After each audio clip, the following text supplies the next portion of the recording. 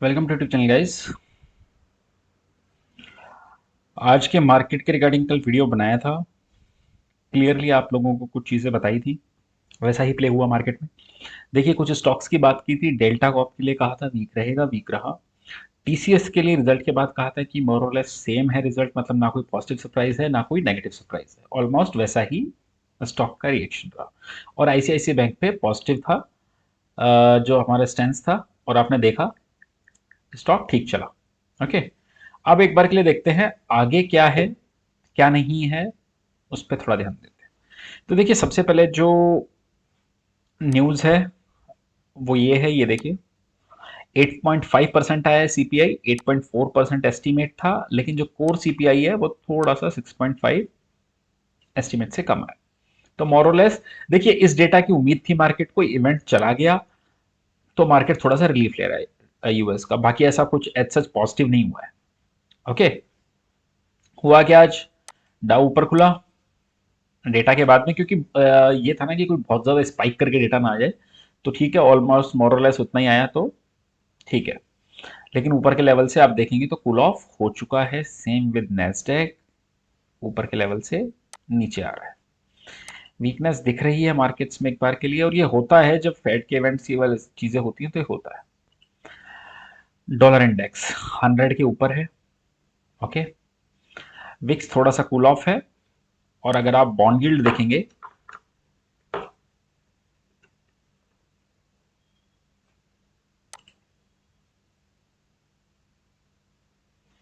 तो आज थोड़ी कूल ऑफ होके आई है। ओके, आप एक बार के लिए देख लेते हैं कैसा क्या सिनेरियो। देखिए, एक तो एक चीज समझिए सबसे पहले कि हमारा रुपया वीक नहीं हो रहा है, डॉलर स्ट्रॉन्ग हो रहा है, तो उसके कंपैरेटिवली थोड़ी वीकनेस आती है।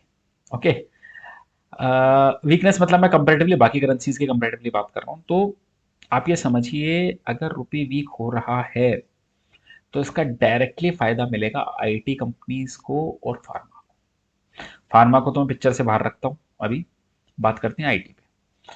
देखिए, आईटी स्टॉक्स मुझे लगता है, देखिए बॉन्ड यील्ड बढ़ रहे हैं, सारी चीजें हैं, तो वैल्यूएशन थोड़ा एडजस्ट होगा। अभी क्या हो रहा है देखिए, रिजल्ट अच्छे आ रहे हैं, सारी चीज ठीक होती जा रही है, लेकिन स्टॉक नहीं बढ़ रहा है।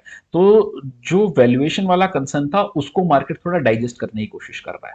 पिछले एक दो क्वार्टर से क्या हो रहा है, रिजल्ट अच्छे आ रहे हैं लेकिन स्टॉक वही है, और थोड़े करेक्ट भी हुए हैं, ताकि वैल्यूएशन, अब क्या होगा, थोड़े टाइम बाद में ये वैल्यूएशन के कंसर्न हटेंगे। मैं अभी एक दो दिन की 5 दिन की बात नहीं कर रहा हूं। तो उस केस में आईटी स्टॉक अच्छे चलेंगे, आपको ध्यान रखना चाहिए। ओके, ये हो गई जनरल बात। अब आ जाते हैं मार्केट पे। तो देखिए, हमारा लेवल था 17,600 का, आज निफ्टी ने तोड़ दिया। और उसके बाद में आप देखेंगे तो इंट्राडे में ऑलमोस्ट 600 तोड़ने के बाद में जब 600 के नीचे सस्टेन हुआ मार्केट, तो 450 तक जाके आया।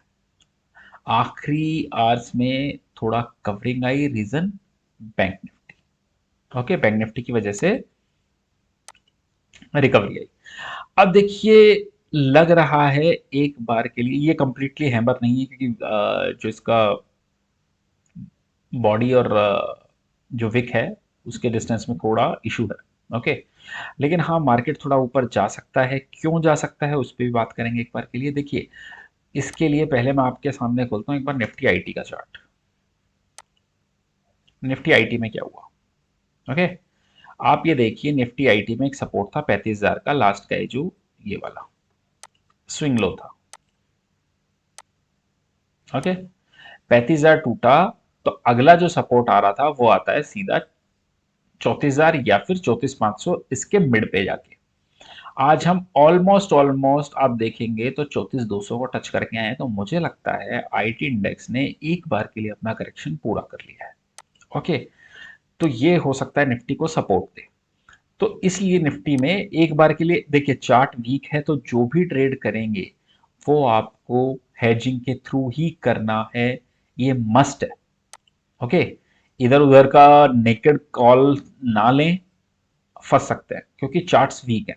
एक बाउंस बैक की बात कर रहे हैं, टर्न अराउंड की बात नहीं कर रहे हैं। क्योंकि अगर आप देखेंगे तो हम 18,100 से गिरते हुए ऑलमोस्ट 400 450 तक आए हैं, तो 600 700 पॉइंट हम ऊपर से करेक्ट भी हो चुके हैं। तो हो सकता है एक बाउंस आए, हम सिर्फ उसकी बात कर रहे हैं।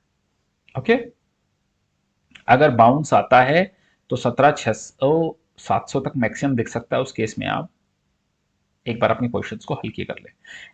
अब जो निफ्टी ने 17,600 का लेवल ब्रेक किया है, कल है वीकली क्लोजिंग। अगर कल भी 600 के नीचे ही क्लोज करता है तो मुझे लगता है एक बार 17,300 की तरफ हम लोग जा सकते हैं। ये एक बात हो गई निफ्टी की। अब आते हैं बैंक निफ्टी पे। बैंक निफ्टी में जो प्राइवेट बैंक्स का कंपोनेंट है वो बहुत बहुत बहुत स्ट्रांग बिहेव कर रहा है।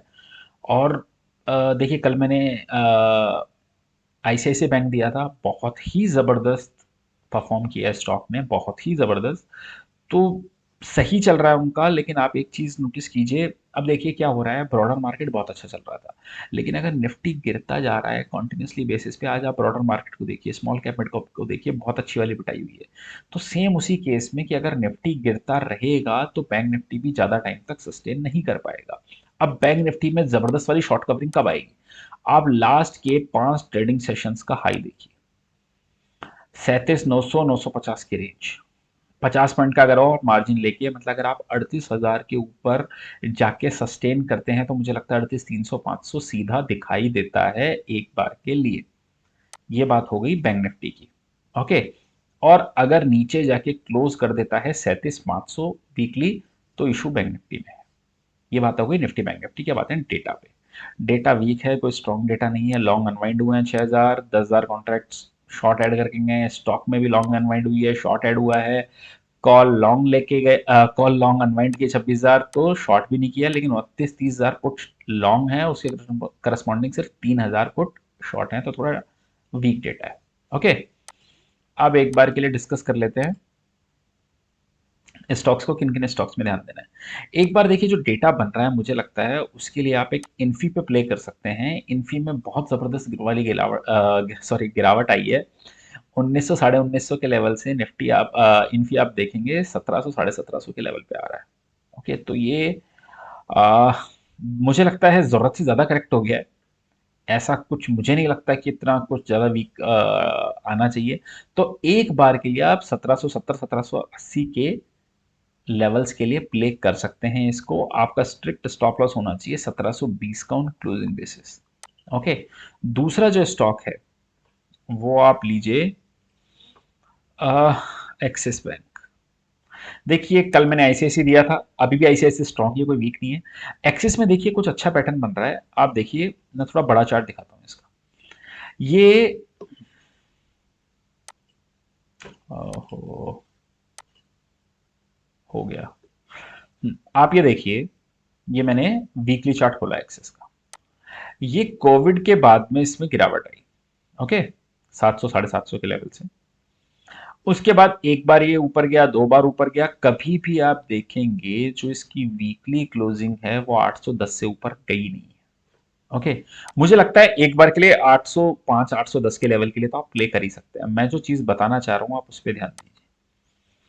अगर ये स्टॉक 810 के ऊपर वीकली क्लोज हो जाता है, 810 के ऊपर अगर ये स्टॉक वीकली क्लोज हो जाता है, तो बहुत जबरदस्त वाला टारगेट बनेंगे। मुझे लगता है पहला टारगेट सीधा ही 1000 का बनेगा, लेकिन टाइम लगेगा उसको आने में। ओके। आपको 810 से ऊपर की वीकली क्लोज पे ध्यान देना है। बहुत जबरदस्त चार्ट्स हैं। ओके। अगर क्लोजिंग देता है उससे ऊपर की, तो मुझे लगता है एक अच्छा अपमूव आना चाहिए स्टॉक में। तीसरा जो स्टॉक है वो देख लेते हैं। कैश का स्टॉक मैंने लिया है पॉलीप्लेक्स। मैं इसका डेटा रीड कर रहा था तो बहुत ही शानदार डेटा है इसका, अगर आप देखेंगे। ओके। अब आप इसका क्या कीजिए, पॉलीप्लेक्स का देखिए, वॉलेटाइल बहुत रहता है, काउंटर बहुत शार्प अप और डाउन मूव्स दिखाता है, तो एक स्ट्रिक्ट स्टॉप लॉस रखेंगे 2680 का, आज के डे लो का। अगर क्लोजिंग बेसिस पे 2680 से नीचे जाता है तो आप निकल जाइए। और एक बार के लिए मुझे लगता है 2900 के लेवल ये स्टॉक दिखा सकते हैं। तीन स्टॉक्स पे आपको ध्यान रखना चाहिए। ओके। आई होप आप लोगों को वीडियो अच्छा लगा होगा। अगर अच्छा लगा तो लाइक कमेंट शेयर कर दीजिएगा। Thank you for watching.